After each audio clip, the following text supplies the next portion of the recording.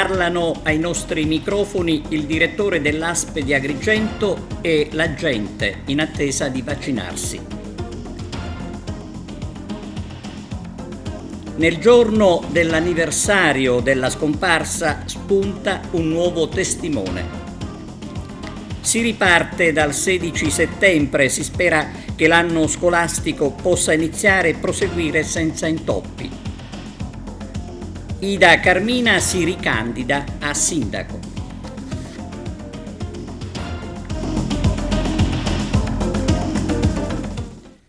Bentrovati con TVA Notizie. Oggi ascoltiamo il direttore sanitario dell'ASP di Agrigento che elogia il lavoro degli operatori sanitari e a seguire le interviste a chi ha deciso di vaccinarsi. I servizi di apertura al direttore Arturo Cantella. Visita dell'assessore alla sanità Razza ieri ad Agrigento per fare il punto della situazione dei vaccini in provincia e in vista anche delle prossime iniziative da fare per accelerare e convincere gli indecisi a effettuare la vaccinazione. L'assessore Razza ha fatto visita all'hub del villaggio Mosè insieme al parlamentare regionale Giussi Savarino e ai vertici dell'ASP agrigentino, presente anche il direttore amministrativo, il dottore Collura, responsabile del centro vaccini del villaggio Mosè, e del direttore sanitario Mancuso, che ha voluto sottolineare l'importanza del lavoro svolto quotidianamente dagli operatori sanitari dell'azienda. Allora, intanto siamo contenti che l'assessore ancora una volta attesta la propria vicinanza alle ASP e anche alla nostra ASP con l'incontro odierno. Verrà qua da noi, verrà a fare anche una verifica e una visita al PO di Ribera, al presidio ospedaliero di Ribera. Le novità sono quelle che abbiamo vissuto e che voi conoscete benissimo di questi giorni. C'è ancora un numero elevato di soggetti che risultano positivi, c'è un numero altrettanto, non dico preoccupante, ma abbastanza elevato, consistente di soggetti che necessitano di ricovero ospedaliero. La maggior parte di questi, la stragrande maggioranza di questi, sono soggetti che non si sono vaccinati, qualcuno addirittura aveva dichiarato di essere un Novax e che ora invece ovviamente fa appelli agli altri invitandoli a vaccinarsi. C'è anche un indice di mortalità che in qualche misura ci ha un po' preoccupato, abbiamo verificato, stiamo verificando caso per caso e devo dire che i soggetti che hanno avuto le condizioni di peggioramento dal punto di vista clinico-assistenziale e che hanno in taluni casi portato anche al decesso sono i soggetti che risultano non vaccinati. Le iniziative sono parecchie, intanto noi stiamo già attivando una serie con una sorta di mission di vaccinazione di prossimità, oltre che quella che abbiamo attivato ed implementato in questi giorni nel rispetto dell'ordinanza 84 del Presidente Musumeci nei singoli comuni dove si registrava una adesione alle campagne vaccinali molto più modesta rispetto a quello che prevede l'ordinanza, ossia il 70% dei soggetti con la prima vaccinazione. E devo dire che noi in provincia di Agrigento abbiamo fatto, grazie al lavoro di tanti nostri operatori, abbiamo realizzato anche un risultato di tutto rispetto. Basti dire che la nostra provincia, se non è la prima, è insieme a Palermo le prime per numero di soggetti vaccinati rispetto alla popolazione target e poi comunque abbiamo ulteriormente, come dicevo, incentivato le vaccinazioni presso i comuni dove si registrava una modesta adesione o non al limite di quanto previsto e stiamo ulteriormente implementando le nostre azioni intervenendo nelle scuole, intervenendo anche nei luoghi di ritrovo, di aggregazione dei giovani. Per esempio questa settimana sarà fatta un'iniziativa interessante a fine settimana ad Agrigento, ma sarà estesa anche in altre realtà comunali dove ci sono le condizioni, ovviamente con il concorso dei sindaci, con il concorso dei medici di medicina generale, per cercare di sensibilizzare quanta più gente possibile ed avviarla alla vaccinazione in maniera convinta, non per il pericolo, perché abbiamo rilevato, sono dati scientifici, che la migliore arma per combattere il coronavirus è appunto la vaccinazione, perché dobbiamo anche considerare che ci sono delle situazioni particolari per cui per esempio ad Agrigento noi abbiamo dovuto per ora sacrificare l'assistenza nel PO di Agrigento, attenzione, non negli altri PO, l'assistenza ai soggetti che necessitano di ricoveri in ambiente internistico per fare spazio con le risorse che abbiamo, perché ahimè, come è noto, le risorse umane sono modeste, molto modeste, seppure noi abbiamo provato a reclutare in tutti i modi medici, infermieri e quant'altro. Abbiamo quindi dovuto per esempio sacrificare il reparto di medicina interna, che già pensavamo un mesetto e mezzo fa di riaprire immediatamente, proprio per dare assistenza ai pazienti Covid. Come valuta questo fatto che da oggi il Green Pass obbligatorio per chi effettua lunghi tragitti con i pullman fuori la regione? Insomma, è una misura che potrebbe anche contestata da parecchi. Guardi, è un argomento che mi appassiona meno. Io sono più interessato a convincere le persone a vaccinarsi, e da cui poi deriva anche il Green Pass rispetto ad altre iniziative che possono paradossalmente anche risultare controproducenti se qualcuno magari ritiene di acquisire il Green Pass attraverso un semplice tampone molecolare o antigenico. Quindi io credo che invece bisogna puntare molto l'attenzione e gli sforzi, andarli a direzionare verso l'acquisizione di una convinta adesione alla campagna vaccinale.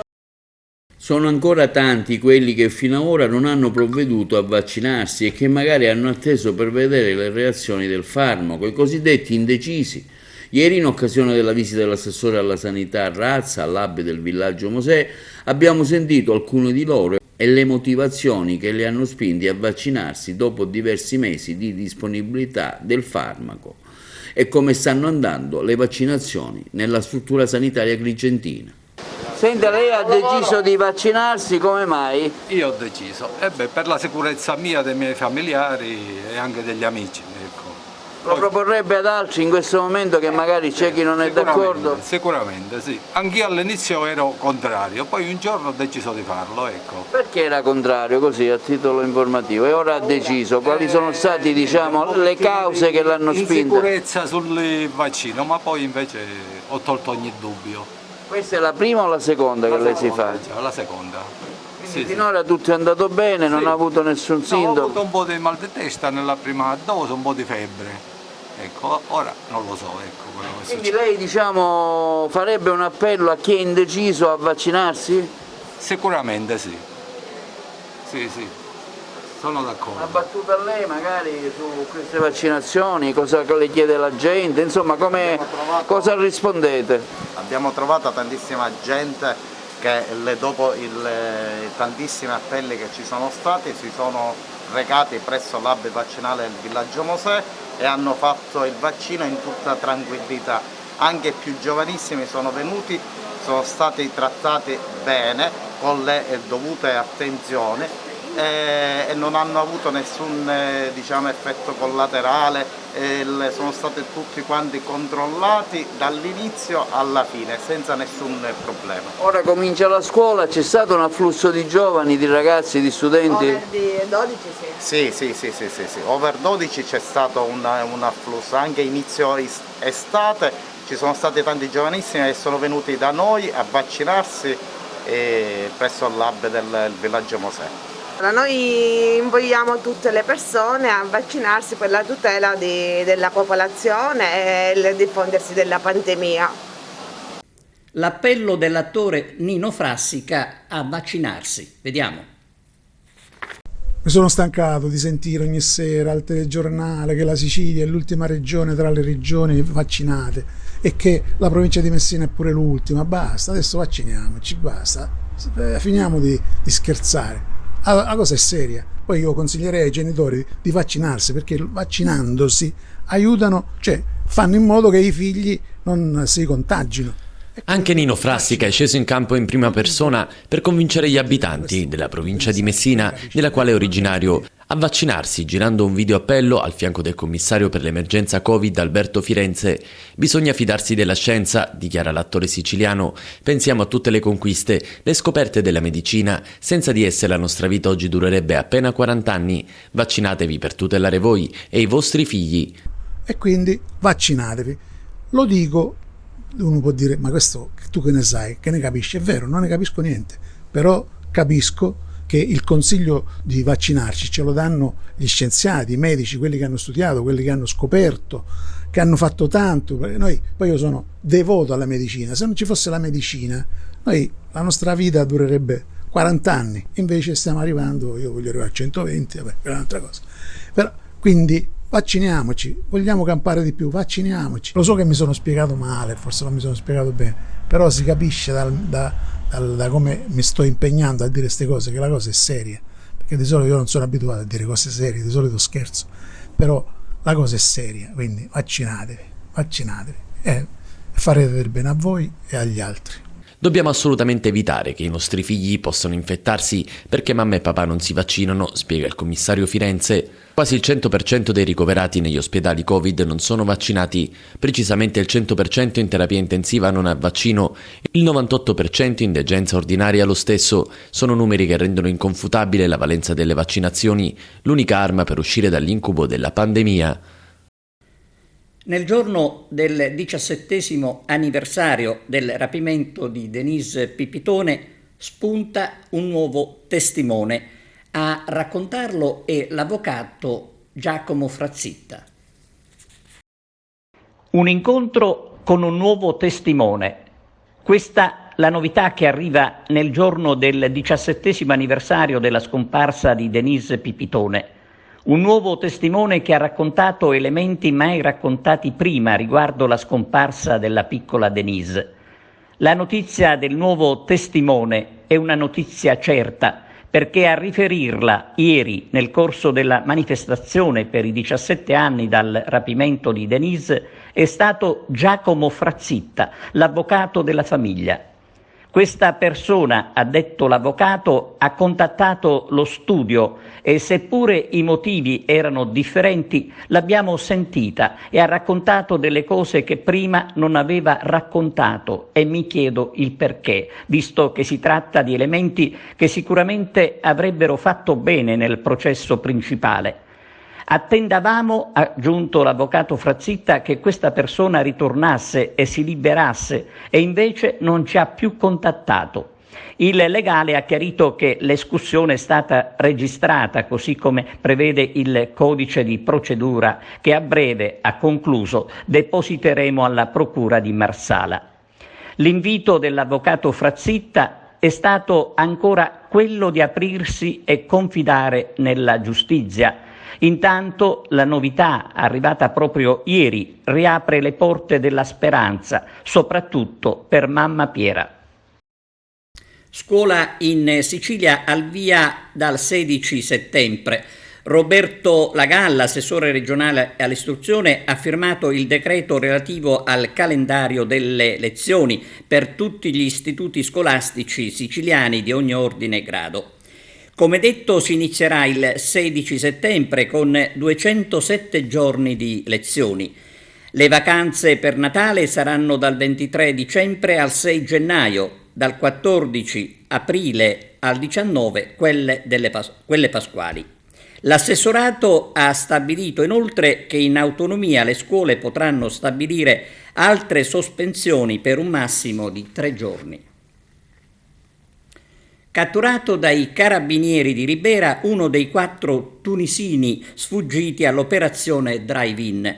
L'uomo è stato trovato all'interno di una grotta. Il tunisino faceva parte di una banda di spacciatori che si erano impossessati di un quartiere di Ribera. Tante volte ci siamo occupati dello sparo indiscriminato a tutte le ore di fuochi d'artificio nella zona balneare di San Leone. Lo abbiamo fatto sollecitati da coloro che subiscono i botti, soprattutto i proprietari di cani che lamentano come proprio i botti causano traumi agli animali. Ieri dalle parti di Viale Cannatello qualcuno ha festeggiato sparando fuochi per alcuni minuti. Ci si chiede se esiste o no un regolamento per frenare la stupida abitudine.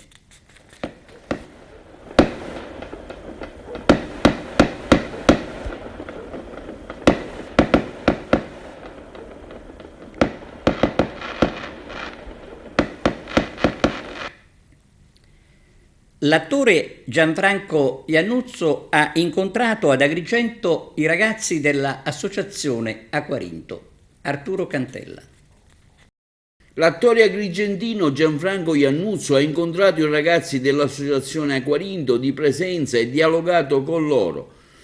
L'iniziativa è stata conseguente a quella fatta via Skype, che per motivi di pandemia non è stato possibile farla di presenza.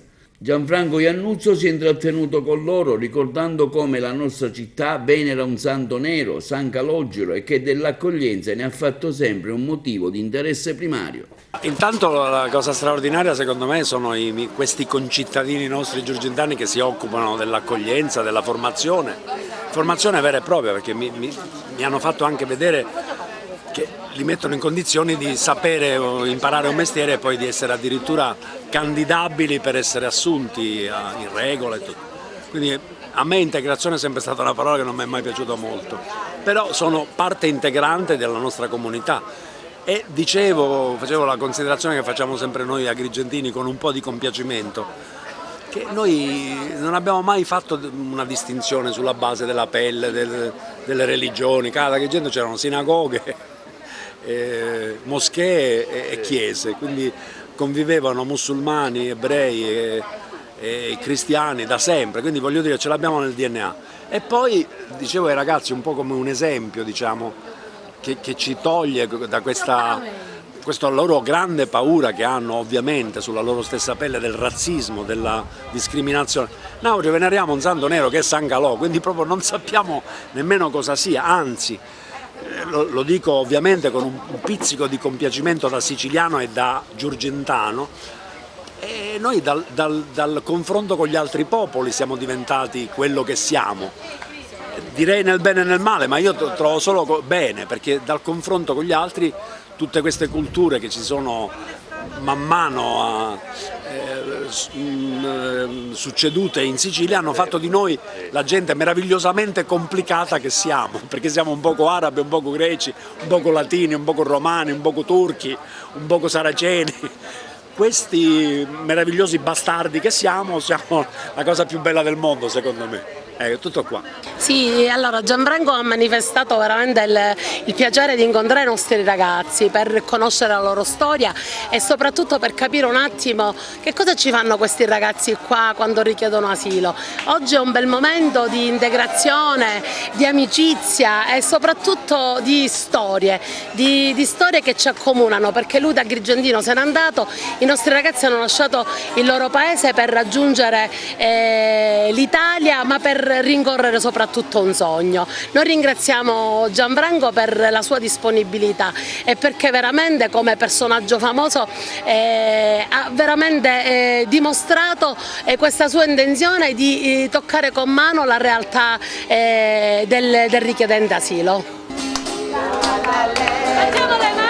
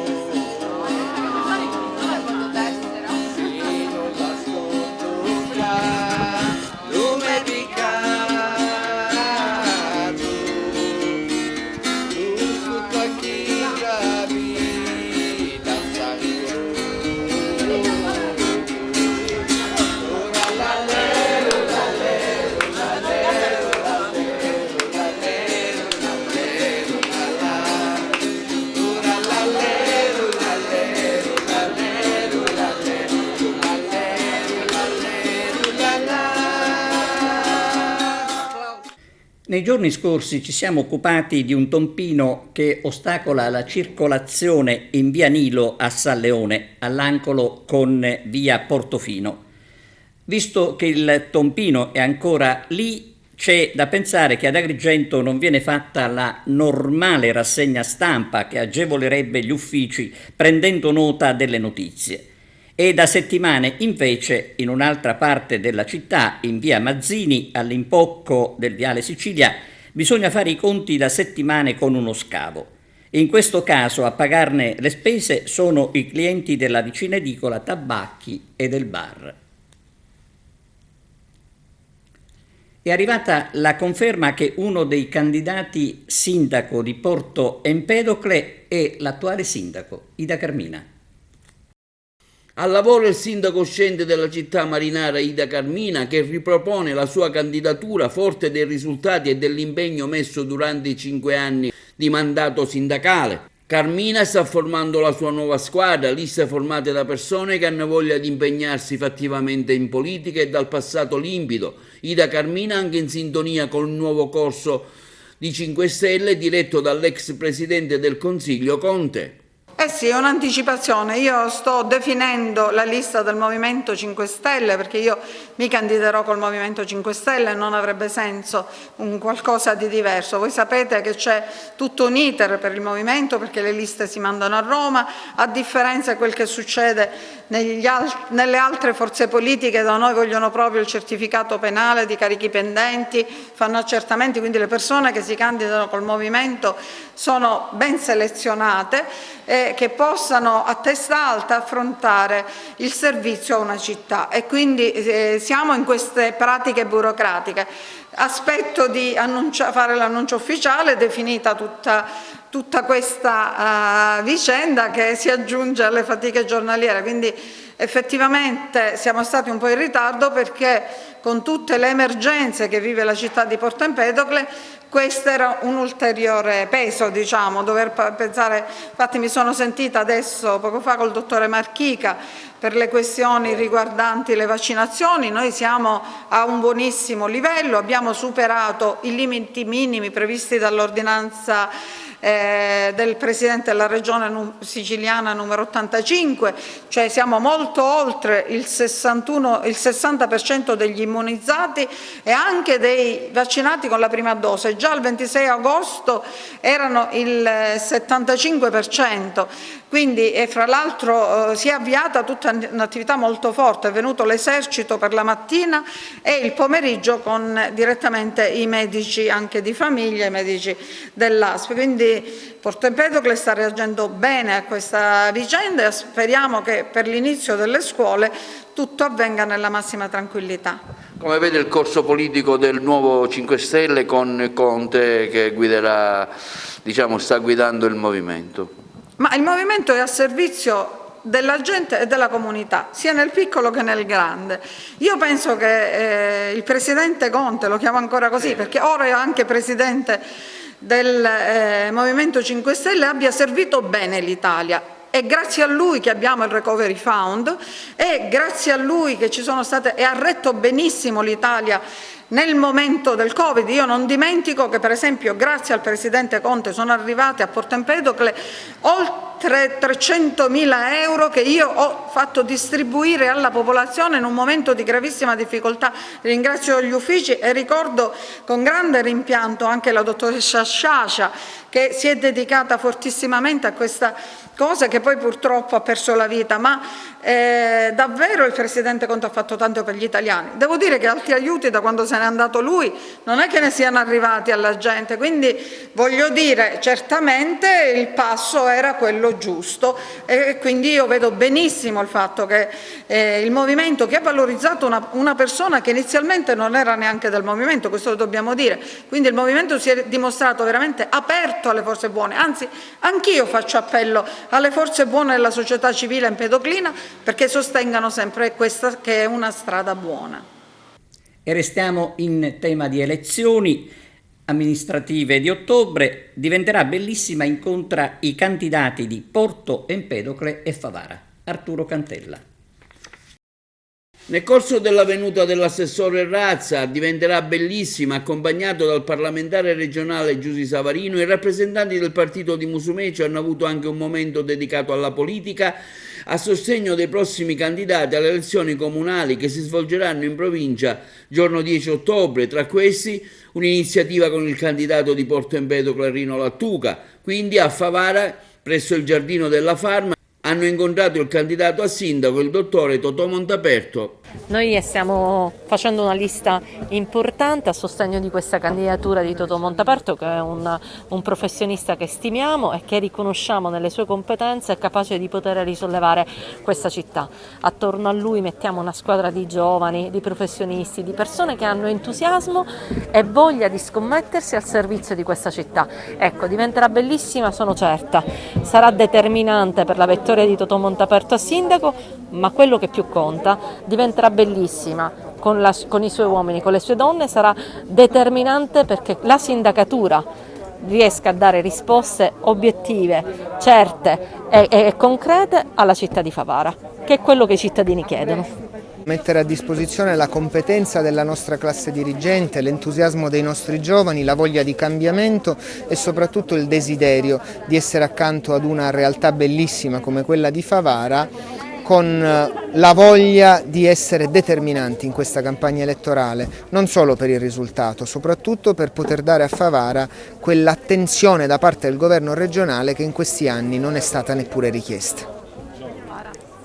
Sono molto orgoglioso ed incoraggiato dall'apporto di Diventerà Bellissima, una formazione politica in crescita, leale nei miei confronti.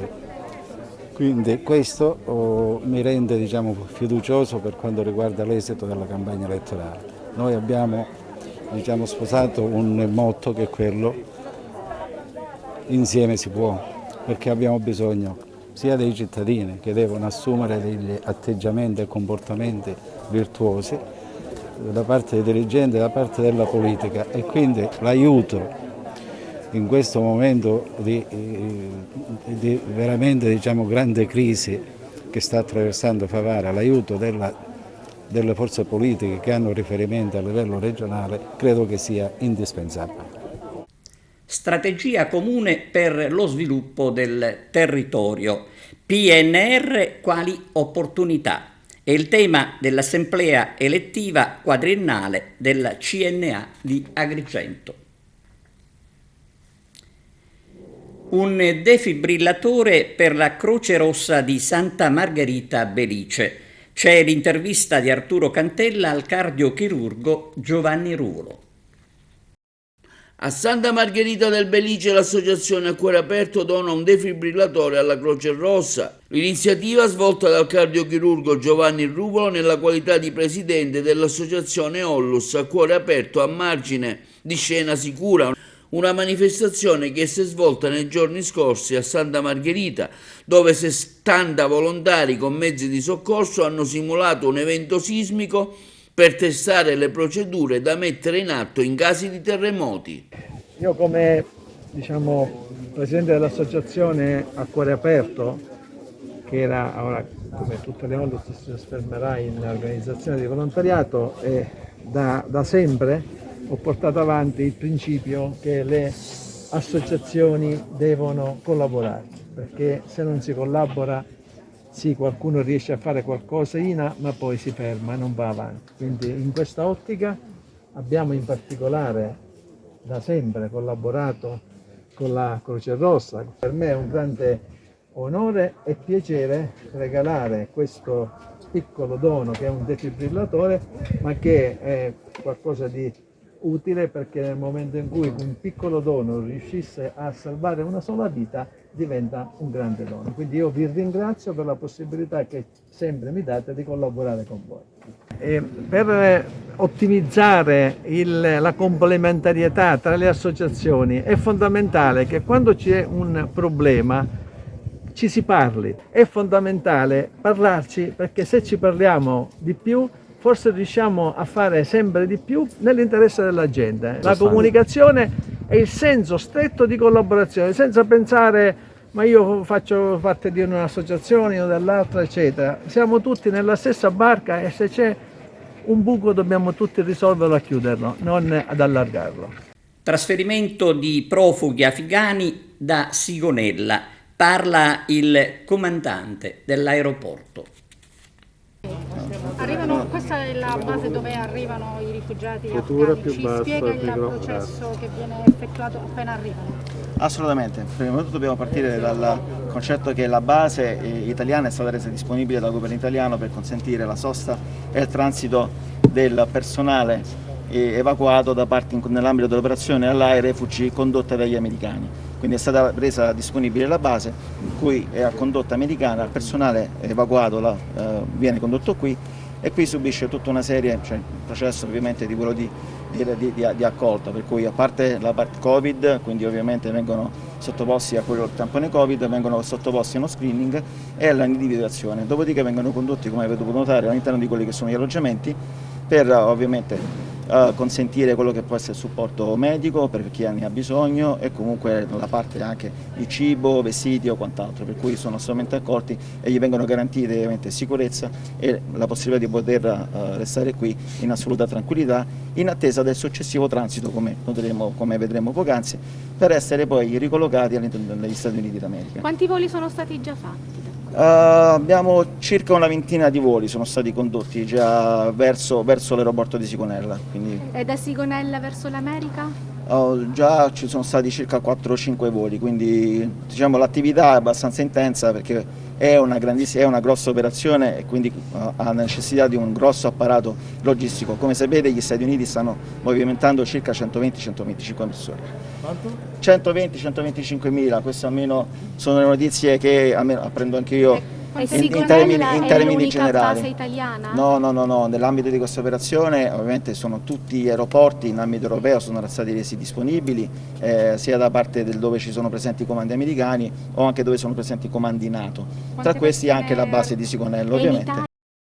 Siamo giunti alla pausa per la pubblicità, a tra poco insieme con altri servizi e notizie.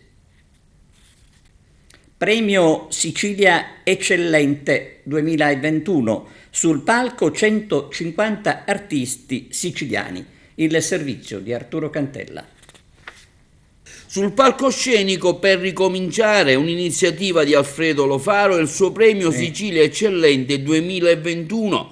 Dal 30 agosto al 4 settembre all'Ascari sul palco più di 150 artisti siciliani.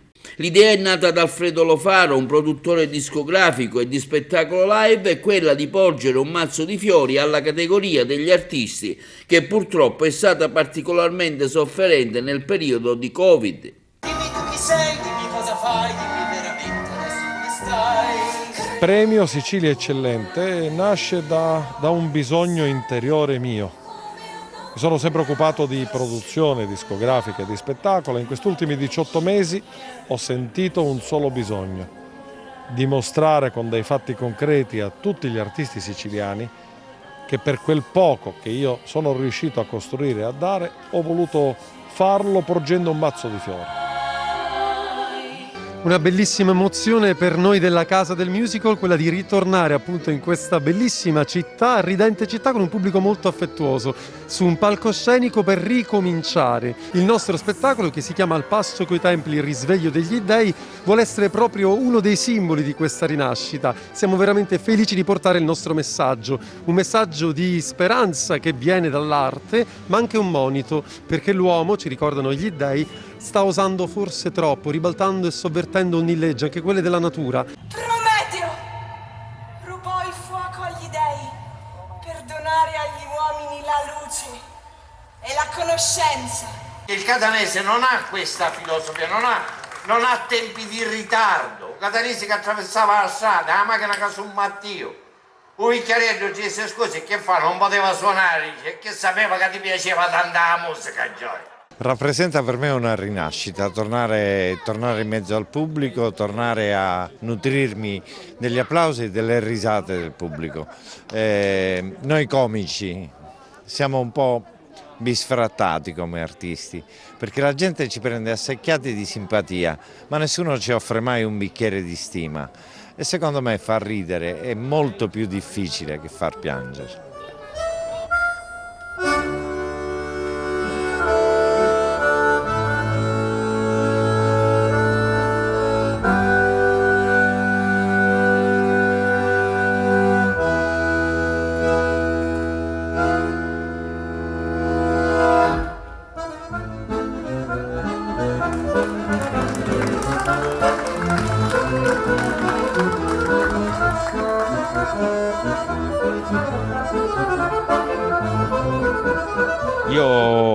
sono siciliano e ne sono orgoglioso, giro il mondo perché questo strumento mi ha permesso e mi permette, e spero per sempre, di viaggiare, di scoprire nuove realtà, però la verità è che ogni tanto devo sempre tornare in patria perché sento proprio la necessità di vedere il mio mare, sentire i miei sapori, insomma la Sicilia è nel cuore e quindi tutte le volte che posso tornare sono veramente felice.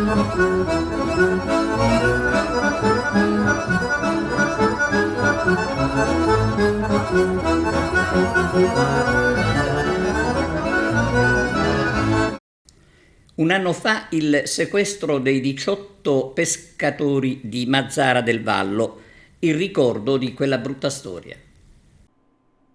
Ad un anno esatto dal sequestro in Libia dei pescarecci Medinea Antartide con a bordo 18 pescatori di Mazara del Vallo, vogliamo tornare a sollecitare le istituzioni affinché venga mantenuta alta l'attenzione sulla sicurezza dei lavoratori nel Mar Mediterraneo.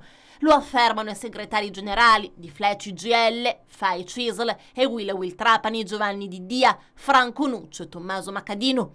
Un'esperienza, continuano, quella dei quasi 4 mesi nelle carceri libiche che questi pescatori non dimenticheranno mai, così come le loro famiglie con cui l'intera cittadinanza di Mazara del Vallo ha condiviso ansie e preoccupazioni affinché non sono stati rilasciati. Purtroppo quello della Medinea e dell'Antartide non è un caso isolato. Ultimo episodio in ordine di tempo quello della sparatoria contro il pescareccio Aliseo con il ferimento del suo comandante. Quello dei pescatori, aggiungono infine Di Dia, Nuccio e Macadino, è un lavoro pesante dal punto di vista fisico, ma che i nostri pescatori fanno con tanta dedizione. Garantire loro la sicurezza durante le battute di pesca è il minimo che si possa fare per loro. E così un salto all'indietro, o per meglio dire nel vuoto, della cronaca, lo facciamo anche noi. Oltre 100 i giorni spuntati sul calendario, quelli vissuti dai nostri pescatori, detenuti in un imprecisato quanto austero carcere a Bengasi, città in mano al generale Haftar. Tutte le cronache un anno addietro riportavano la notizia che sgomentava la nazione. Tra i 18 pescatori finiti nelle grinfie delle milizie libiche, non soltanto italiani ma anche tunisini, senegalesi e indonesiani che vivono a Mazara del Vallo da diversi anni e che tutt'oggi fanno parte della prestigiosa marineria conosciuta in tutto il mondo per la pesca del gambero rosso. L'accusa contro i pescarecci era di aver violato le acque territoriali libiche pescando a circa 25 miglia da Bengasi, all'interno di quella che i libici ritengono essere un'area di loro pertinenza in base a una convenzione stipulata fra Libia e Turchia nel 2009 che prevede l'estensione della zona economica esclusiva da 12 a 74 miglia. Nei giorni seguenti al sequestro, le milizie di Haftar, il comandante militare che domina la Libia orientale, avevano contestato agli equipaggi dei pescarecci anche il traffico di droga in modo del tutto infondato. I dati del distretto della pesca siciliano riportati dal Guardian sostengono che negli ultimi 25 anni più di 50 barche sono state sequestrate e 2 confiscate dalla Libia, mentre circa 30 pescatori provenienti dall'Italia sono stati arrestati e decine di persone ferite. Le polemiche in Italia sono aumentate in particolare dopo che si è scoperto che il cacciatorpediniere italiano Durand de la Penne, che incrociava nella zona all'epoca dell'arresto, non è intervenuto in difesa dei pescarecci. La prolungata prigionia degli equipaggi è così diventato un forte motivo di imbarazzo per il governo italiano, accusato di non riuscire a tenere testa ad Haftar. Dopo lunghe e difficili trattative, l'agenzia Informazione e Sicurezza Esterna e la diplomazia della Farnesina sono riusciti a ottenere la liberazione dei pescatori di Mazara del Vallo, e questo senza cedere alle richieste della Libia, che aveva chiesto l'estradizione di 4 calciatori libici condannati in Italia come scafisti di una traversata nel Mar Mediterraneo in cui morirono 49 migranti. Eppure l'epilogo appare più semplice della trama. In realtà per mesi interi i familiari dei pescatori non hanno ricevuto alcuna risposta definitiva da parte del Ministero degli Esteri, e davanti a questo silenzio a Mazara del Vallo si sono susseguite pacifiche ma incisive manifestazioni, piccoli ma forti segnali di protesta per una vicenda che ha segnato tutti. Era il 18 dicembre del 2020 quando i 18 uomini di Mazara del Vallo uscivano dal porto di Bengasi, poiché dichiarati liberi un giorno prima. La partenza fu comunicata dal comandante del motopesca Medinea, Pietro Marrone. A trattare furono l'allora presidente del Consiglio, Giuseppe Conte, e il ministro degli esteri, Luigi Di Maio, volati direttamente in Libia. Da questa esperienza altre però ne nacquero, segnando ulteriormente la marineria di Mazara del Vallo. Anche quelle oggi ci si auspica siano solo un brutto ricordo di un capitolo di storia accantonato. È un tunisino che sta parlando con la sorella, che ha detto siamo stati liberati. La dichiarazione che è stata siamo liberi, siamo a bordo. Siamo liberi, siamo a bordo, vita, ti aspetto!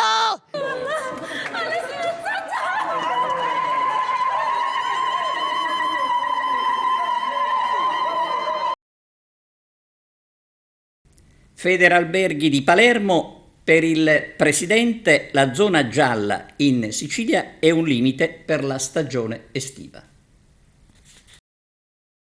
La Sicilia in zona gialla certamente non favorisce, non ha favorito quello che poteva essere, ci auguriamo che lo sia ancora, un proseguimento di una stagione limitatamente ai mesi di luglio e agosto assolutamente positiva per il settore. È chiaro che queste comunicazioni, la zona gialla, le restrizioni che anche se non sono poi fondamentalmente così importanti, ma vengono percepite come ulteriori restrizioni a quello che potrebbe essere una vacanza senza problemi, è chiaro che non favorisce queste nostre desiderate, cioè proseguire la stagione con i numeri importanti che sempre abbiamo avuto nei mesi di settembre e ottobre.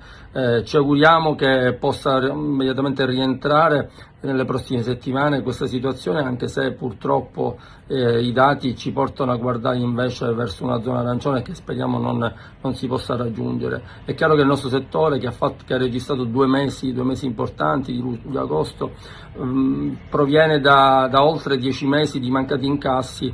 È chiaro che non è pensabile poter immaginare un recupero della situazione, anche se quest'estate il segnale importante lo abbiamo avuto. La Sicilia piace, la Sicilia ha attirato italiani e stranieri immediatamente, forse anche più di altre regioni italiane. Questo ci conforta anche per il futuro, ma è chiaro che dobbiamo ormai guardare a una stagione complicata anche per quest'inverno. Ci auguriamo che non lo sia, ma sicuramente difficile, per immaginare un 2022, anno che abbiamo sempre datato della vera e propria ripresa continuativa. Auspichiamo che i vaccini possano fare la loro parte, auspichiamo che la Sicilia possa rientrare tra le regioni più virtuose a livello nazionale, ma è chiaro che in questo momento chi paga le spese di questa situazione è il settore del turismo proprio. Pagina sportiva, calcio, Acragas, domenica la gara di ritorno in Coppa Italia con il Casteltermini e ci sono nuovi acquisti. Carmelo Lentini. Si avvicina la gara di ritorno di Coppa Italia tra Casteltermini ed Acragas, è in programma allo Stadio Lombardo domenica 5 settembre alle ore 16. La compagine di casa è granata per accedere al turno successivo e ha obbligato a vincere con un risultato di 3-0. Entrambe le squadre si sono allenate con impegno durante la settimana per dare il massimo sul rettangolo di gioco. Tutto ciò in attesa di conoscere il calendario di eccellenza che verrà ufficializzato nella giornata di lunedì 6 settembre presso la sala conferenze della sede del Comitato regionale e Sicilia della LND dal presidente regionale Sandro Morgana. Intanto la compagine dei Templi ha ufficializzato l'arrivo di due nuovi calciatori. Si tratta di Giovanni Leonardi, classe 2001, ultimamente in forza al Biancavilla ed in passato sempre in D con Corigliano, Roccella, Palmese e San Cataldese, e può giocare esterno alto d'attacco o come seconda punta.